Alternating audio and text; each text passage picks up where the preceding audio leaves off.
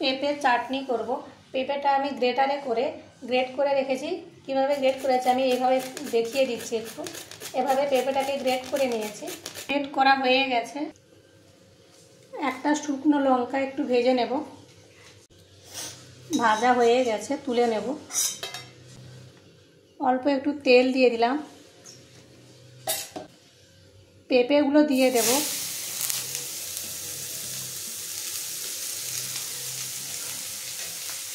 পেঁপেটা হালকা ভেজে নেব, যাতে পেঁপের মধ্যে যে গন্ধ থাকে একটা, সেটা চলে যায়, বোঝা না যায় এটা কিসের চাটনি। হয়ে গেছে, এখন জল দিয়ে দেব।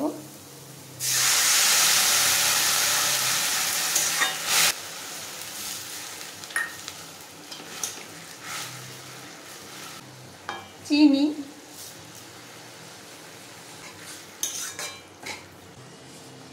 নুন।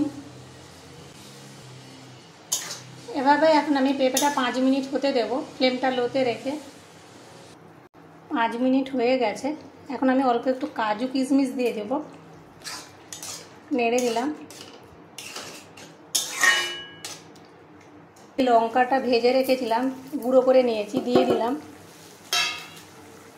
একটা লেবু কেটে রেখেছি, লেবুর রসটাও চেপে দেব।